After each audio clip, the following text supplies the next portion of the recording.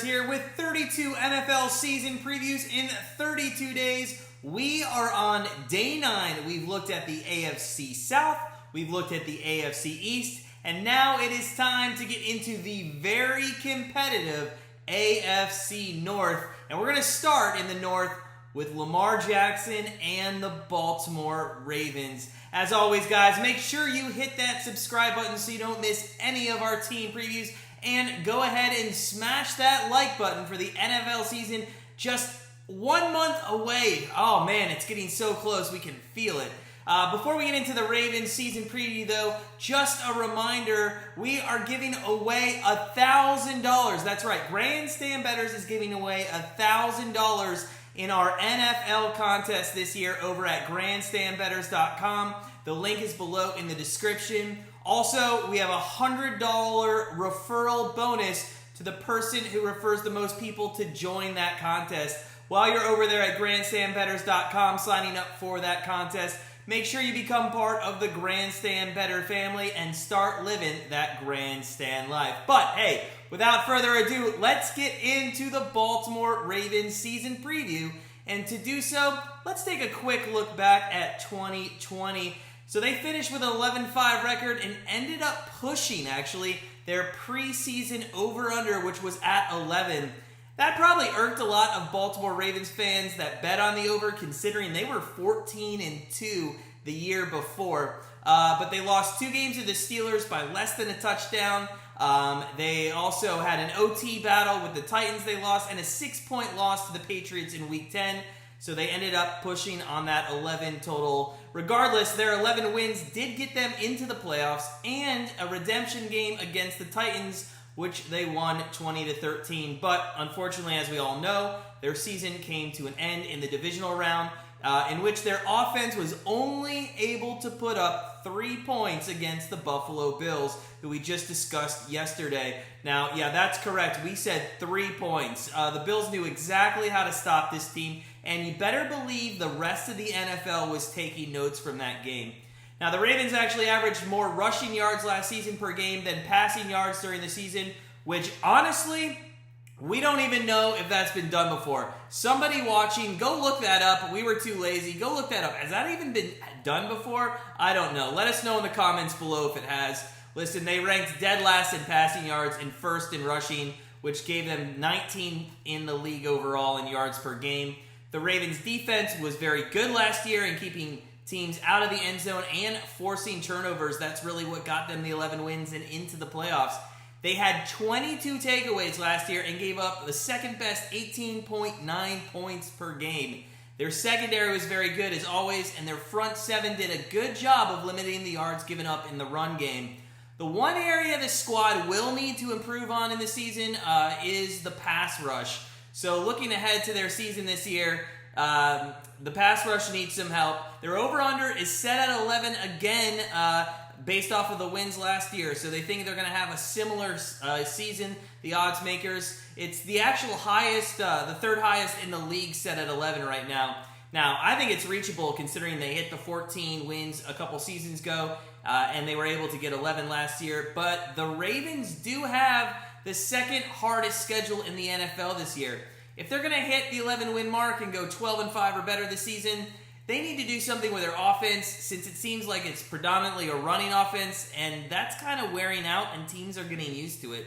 Now, Lamar Jackson is a phenomenal player, and we don't want to get into that debate of whether he's a legit quarterback or not, because he has the tendency to want to run first before he passes. But at the end of the day, if the guy's winning games for the Baltimore Ravens and putting points on the board, do you really care if he's running it into the end zone or passing it into the end zone? I don't think he should be. Now, those are logistical concerns, or there are logistical concerns like injuries, what we saw that happened to RG3, maybe losing some stamina by the end of the season, as they lost into the first round of the playoffs in 2019. You know, maybe running does hurt them as the season goes on. And remember, there is a 17th game this season, so that will also play into it. I wonder if more QBs will actually rest in weeks 15, 16, and 17 if they already have a playoff spot locked up. That'll be interesting, but we digress. In only his 4th season in the NFL, Lamar still has many years ahead of him at what he's doing best if he can stay healthy.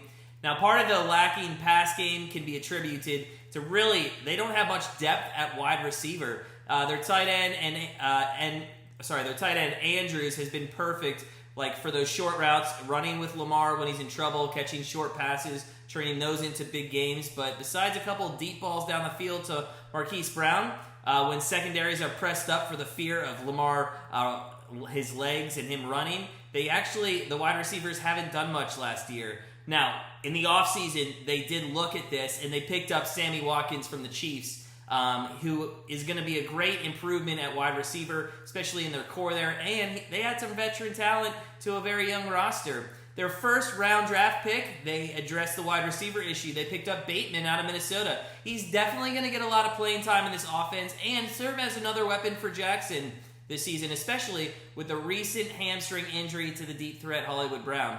Now, their run game has fallen into the hands of second-year player J.K. Dobbins and Gus Edwards. With the loss of Mark Ingram going over to the Texans, Dobbins seems to be the go-to back late in the season last year.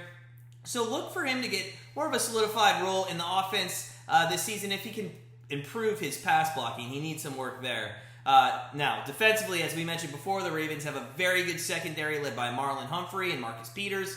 They were able to sign these guys to extensions in the offseason, so they're all set there in the secondary. Where, again, they needed improvement was their defensive line. As a team, they only had 39 sacks all season last year. They were able to re-sign Campbell, although he only had 4 sacks last season, so I don't really know what that's going to help. But they did lose Matt Judon to the Patriots and Jihad Ward to the Jags. So they didn't have any notable signings either to help their front seven. So we think this is going to be a big issue again, considering some of their offensive lines some of the offensive lines they have to go up against. Now, if you take a look at their schedule in Week 1, the Ravens have to go to Las Vegas and take on somewhat an unpredictable Raiders team.